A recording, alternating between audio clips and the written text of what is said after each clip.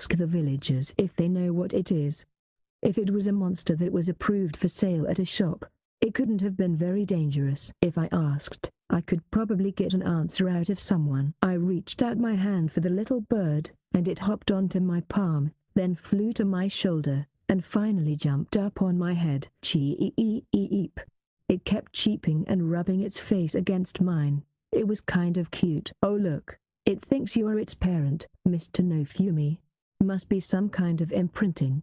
I'd already registered it on my status screen, and I was the first thing it saw after it was born. I suppose it was only natural that it thought I was its father. I decided to clean up the shards of eggshell, and when I did, my shield began to react to them. Come to think of it, if I let the shield absorb them, it might tell me what kind of monster I was dealing with. So I held up a piece of eggshell and let the shield absorb it. Monster user shield. Conditions met monster egg shield. Conditions met monster user shield. Ability locked. Equip bonus. Monster maturation adjustment. Small. Monster egg shield. Ability locked. Equip bonus. Cooking skill 2. It wasn't exactly what I had been expecting, but it still looked like it would be useful, so I switched my shield from slave user shield 2, which I'd been using to unlock its ability, to the monster user shield. Did you figure it out? No, it unlocked something else. I still didn't know what kind of monster this chick was. I sure hoped the villagers could tell me something about it. We set out walking around the half-ruined village, and I started thinking about where a good place to level up might be. The most efficient place, considering our levels, was probably the swamp area to the west of the village. The last time we had been in the area, we went to the mountains in the north, so I was hoping to find another place to go. I spotted some passing villagers, and they called out to me. Hello there, shield hero. Morning. Good morning. All in all, I'd spent about a week there, and after I protected them all during the wave, I guess most of them had come to recognize me. One of them bowed very deeply to me, which I found awkward. Cheep. The little chick on my head chirped out a greeting of its own. What's that? The villagers all looked at the bird on my head. What happened? They pointed their fingers at the bird and asked in unison. I bought an egg from a monster trainer. Gotcha. Do you know what kind of monster this is? They leaned in to get a better look. Yes, I think it looks like a philolial. Don't you think so? The big birds that pull the carriages? If they were right, that meant that I had still made a little return on my investment, considering how much it would cost to buy a philolial. If they were right, well, I'm not completely sure, but there is a small ranch at the edge of town. You might want to stop by and ask over there. Good idea. Let's go. Raftalia and I found out where the manger of the ranch lived, and decided to stop by his house. Apparently the ranch had been hit pretty hard during the wave, and he had lost more than half of the monsters he had been raising. Okay, but is this little thing actually a philolial? I asked the man there, and he nodded. Yes, it certainly does look like a baby philolial. He held the chick in his hand, and only answered after he carefully looked it over. Yes. It is a very common variety of philolial, but they have trouble staying calm without a cart to pull. What kind of a way to raise a monster is that? Why, does it sound strange? I guess if you had been born and raised here, you wouldn't find things like this mysterious. Come to think of it, it might have been that the monster had natural desire to protect its nest or its eggs, and that the monster trainers had just taught the monsters to fix their protective desire on carts instead. Well, I guess it's not a loss then. Kind of a win, really. If adults sold for 200 pieces of silver, and I was able to buy a baby for 100 pieces of silver, then it wasn't really a bad deal at all. Cheap. The baby philolial was chirping from its perch on my head. What does this thing eat? You should start her on cooked beans, mushed into a puree. Something soft. Once she grows up they aren't picky. They'll pretty much eat anything once they are adults. Gotcha. Thanks. I even surprised myself at how quick and sincere my thanks were because, honestly, up until now I'd sort of considered everyone in this world to be my enemy. I was feeling better these days though. I wonder if it was because of what Raftalia did for me back at the castle. Anyway, They were selling boiled beans back at the village, so I might as well pick some up. What should we name it? Raftalia was petting the little chick when she asked, why do we have to give it a name? We might end up selling it, you know? If we went around naming things, we might get attached. That would only make it harder to sell the thing if that was what we decided to do in the future. Are you just going to call it Chicken Philolial? She was right. That would make things harder than they needed to be. You're right. Why don't we call it Philo? Very creative. Oh, give me a break. Cheap. The little bird let out a loud and satisfied chirp, as if it understood that we had given it a name. We thanked the rancher and left. Then we bought some boiled beans, had lunch for ourselves, and set out on the road. Where are we off to today? Cheap. Right. Well, I don't really know anywhere around here that is good for leveling up, so I guess we will just have to search for ourselves. Let's just do what we've done the whole time. Okay. Now that I knew I could depend on Raftalia, I felt like the battles would be easier than they had been. Philo was chirping from where it sat on my head. It was loud, but I kind of liked it. It's huge. That frog is huge. We're gone to the swamplands to the west of Ryut to hunt monsters, but I wasn't able to hide my surprise at the first one I saw. But let's be fair here. You might run into giant toads or something when you play in rebounds per game, but if you saw one in real life, you'd be pretty surprised too. So when this giant frog, big frog they're called, hopped over to me, and I saw that it was as tall as my waist, I screamed, I'm going. Wait, Raftalia. Before I could restrain the big frog, Raftalia jumped ahead of me. When it came time to battle, we had agreed that I was to take the lead. If this was an MMORPG, it only made sense to do so because it was dangerous to approach a new monster when you didn't know its stats. What if the thing was stronger than we were? If it was, we might not get out with just scrapes and bruises. It might be a mistake we'd have to pay for with our lives. Higher. Raftalia ignored my cry and dashed at the big frog with her sword. The big frog let out a deafening screech, as if her attack had surprised it. Damn it. What was she thinking? What happened to our plan? I was supposed to go in first and hold the monster down for her. The big frog puffed up its cheeks, and then sent its razor-sharp tongue flying at Raftalia. Watch out. I ran forward and caught the brunt of the attack with my shield. I couldn't allow Raftalia to be injured. Cheap. Philo was excited on my head. It felt like the thing was running in circles. Shadow boxing. I'll hold it down, so you just calm down. But quiet. What was going on? It was like Raftalia and I were not on the same page. I'd never felt that way prior to the wave. What could it mean? If Raftalia were to end up hurt, I'd feel terrible. I'd feel like we weren't honoring the memory of her parents. I'd made up my mind to protect her, to serve as her new father. The big frog turned to me and sent its razor-sharp tongue flying in my direction. Yes, I reached out and grabbed the tongue from the air. It made a sound like metal clanging against my first go. Okay. Raftalia lunged at the frog with her sword drawn, her eyes flashing, like she'd just been waiting for my signal. The big frog fell quickly and easily, and we both received experience points. Nice. It was worth more than the porcupines had been. Huff. Raftalia was looking me over, and she seemed disappointed. Her tenacity was starting to get the better of her, and I'd have to say something about it.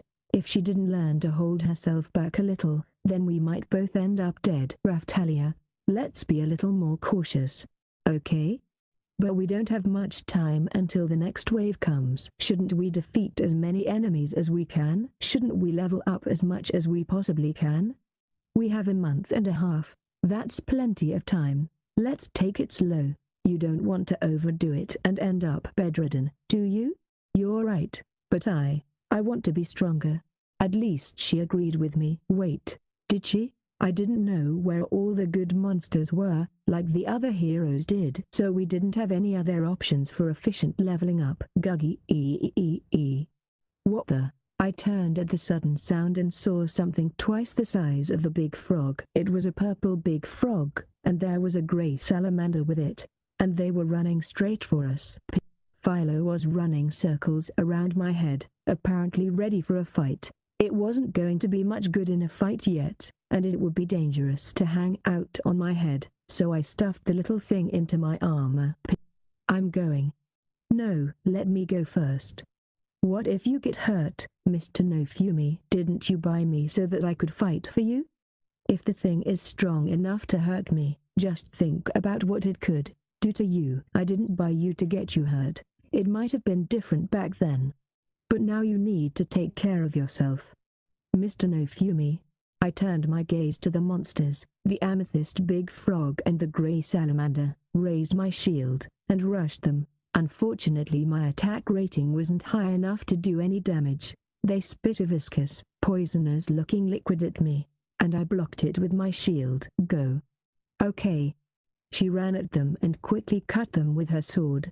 They fell easily. I wonder if her new weapon was that strong? The armor was better than I had been expecting. I had to hand it to the old guy at the weapon shop. I butchered the monsters and let the shield absorb the parts. The frog meat looked gross, and was probably poisonous. I decided not to bother trying to sell it. Philo crawled out from my armor, walked over to the defeated monsters, and struck a defiant pose over their bodies, as if it had just killed them itself. I wanted to ask what the thing was doing, but it was kind of cute, so I just let it go. We walked around the area for a while longer, defeating monsters all the time. We were leveling up relatively efficiently. By the time evening fell, I could tell that I had grown, and Philo had too. The results were: No Fumi, LV23 Raftalia, LV27 Philo. LV12 Philo hadn't contributed to the battles at all, but had still received enough experience points to level up quickly. It looked like it had grown too. That was good. I'd heard that young demi-humans matured along with their rising levels, so I guess it was only natural to expect monsters to level up in a similar way. That must have been it. The little chick was not so large and heavy that it was hard to hold in both hands. It was also, how to put it, rounder. It was like a giant steamed bun. Its feathers were larger, and covered its body now, and the whole guy had changed from a light pink to a darker pink. Monster User Shield 2. Conditions met. Monster User Shield 2. Ability locked. Equip bonus. Monster status adjustment. Small. I hadn't noticed when Raftalia grew before my eyes, but even I couldn't help but notice the dramatic transformation the little bird had undergone. Pio. It even chirped differently. It was heavy, so I put it down, and it walked around authoritatively. Grumble. I'd heard its stomach grumbling for a little while. Then it was louder than both myself and Raftalia. I'd made sure to buy a lot of food for it, but apparently the bird had already run out. The rancher said that they could eat anything, so I kept feeding it anything that looked like food, like piles of hay we'd found on the road. It ate all of it, and still seemed hungry. That must have been proof of how quickly it was growing. Mr. No Fumi? I know, monsters sure are amazing. To think that it had grown this much in the course of a single day. It wouldn't be long before it could carry us. It was great, and something to look forward to. If it grew to be really big but was still as immature as a baby, then it could spell trouble down the line. I went to the status screen and set its settings to strict. We went back to the inn, and I asked the innkeeper where we could keep Philo. He led us to the horse stables, which were lined with hay for Philo to make itself a bed. Huh? Why are the chimera bones and meat in here?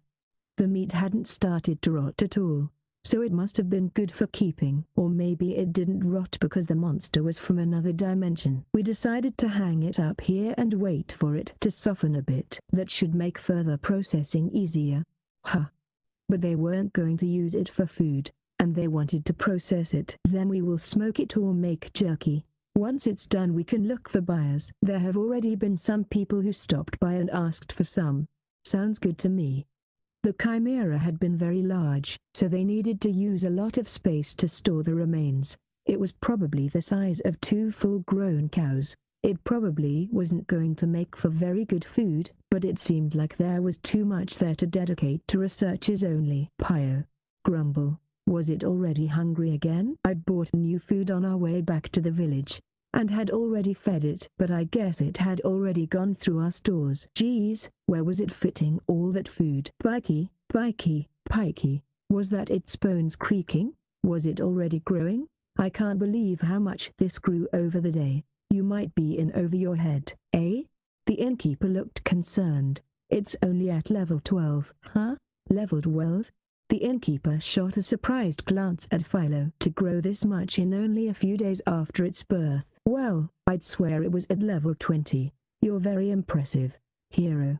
Yeah, well, I was using maturation adjustment, so its quick maturation was probably due to that. Every time I checked its status, the numbers were different, so I guess it really was growing very quickly.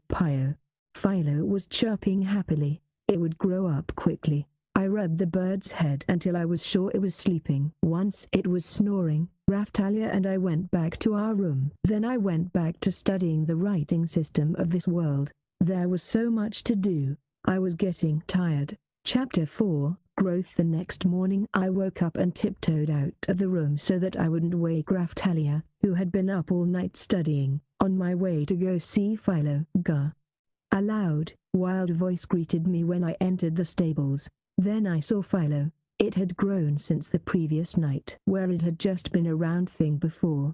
Now its legs and neck had grown out. It stood there, looking something like an ostrich. It was changing so quickly, and it was growing so differently from any of the birds I knew anything about. It was now so tall that it stood up level with my chest. Still, it wasn't big enough to ride yet. Grumble. So it was already hungry again? Good thing I'd stopped off to buy some food. If it was growing this much in a day, I don't know. Something about it was almost scary. Look at you. And you just hatched yesterday. Gah. I found myself smiling just looking at the thing. It wasn't like I just discovered some deep-rooted love of animals or anything like that. I was just thrilled at the possibilities. I started thinking over all the things it could do for me once it was big enough. If it could pull a cart, I'd love to have it do so. Its feathers had grown again, and changed colors. Now they were a mix of white and very light pink. In an effort to clean up a bit, I let the shield absorb some of the feathers. Monster User Shield 3, Conditions met. Monster User Shield 3, Ability locked, Equip bonus, Maturation adjustment, medium. Man, just imagine what I could have gotten if I'd given the shield some of its blood. I should give Raftalia another haircut and try absorbing more of her hair. Philo had only just been born, but here it was running around and happy. Gah. It wasn't a dog, but I picked up a twig and threw it as far as I could for Philo to fetch. We played that way for a while. Philo was so fast that sometimes it caught the twig before it had a chance to fall. Then it brought the twig back. It was pretty talented. Anyway, I played with Philo until Raftalia woke up. It was kind of refreshing. This whole pet thing. Thinking back on it, people back in my world kept dogs and cats. They were pretty cute. A long time ago, at my school, there was a wild cat. It was really nervous around people, and everyone said that it wouldn't approach you if you didn't have food. But it approached me. In elementary school we had a class in which we took care of animals, and everyone else complained about the chickens because they pecked. But they never pecked me. So I guess you could say that I sort of liked animals, or at the very least, I didn't hate them. There you are, Mr. No Fumi. And look at that smile. I don't think I've ever seen you so happy. Raftalia had woken up and come to find me. She entered the stables looking grumpy. She had a twisted, tired smile on her face. What is it? Oh, it's nothing. Gah. Philo was lightly tapping at Raftalia with its beak. Sigh. I guess there's no getting around it. Raftalia smiled, and reached out her hands to lightly pet Philo's cheeks. Gah. Philo looked really happy and squinted its eyes as it saddled up next to Raftalia and rubbed against her. I wonder where we should go today? Good question. You'd probably like to try and save on food costs for Philo, so how about we head out to the plains to the south of here? That's a good idea. There were tons of different grasses growing in that area, and plenty of them could be used for medicine. Raftalia was right. It would be a good place. Our immediate goal was to get the best equipment that we could, and we'd need money for that. Right on. Okay, let's get going. Gah. Okay. So we went out to the fields and fought monsters until we leveled up. No Fumi. LV25 Raftalia, LV28 Philo, LV15 is for the grasses. I spent most of my energy on looking for things that Philo could eat, so we didn't end up actually collecting very much for medicine. I did go ahead and let the shield absorb all the things we found, but I didn't get much out of it except for a couple of small status bonuses, and I still hadn't found a shield that would teach me intermediate compounding recipes. That evening, Philo grew into what appeared to be a full-grown philolial. Sure is growing up quick. Normally it would take them 3 months or more to reach this size. The innkeeper and the rancher were both surprised. They couldn't believe how fast Philo was growing. It must have been because of the maturation adjustment, both small and medium, that I was using. If only I thought to absorb the ink way back when I bought Raftalia. Ahaha. I wondered if Raftalia wished that she, too, could grow that quickly. Creak. I could hear the creaking and cracking of bones again. Philo must be growing. Philo was standing right in front of me, and looked to be large enough to ride. You want to carry me around? Gah. Philo called out and dipped its head for me to climb onto its back, as through that were the most obvious answer. Thank you. I didn't have reins, or a saddle, but I wondered if it would be okay. The thing was practically asking me to climb on, so I did. The shield would help me survive any falls. My defense rating was through the roof. As for comfort, well, the feathers helped with that. If I could find my balance, it wouldn't be bad at all. I'd never ridden a horse, but I'd ridden a dog once. When I was a kid, some other kid in the neighborhood had a dog, and they let me ride it once. The owners said that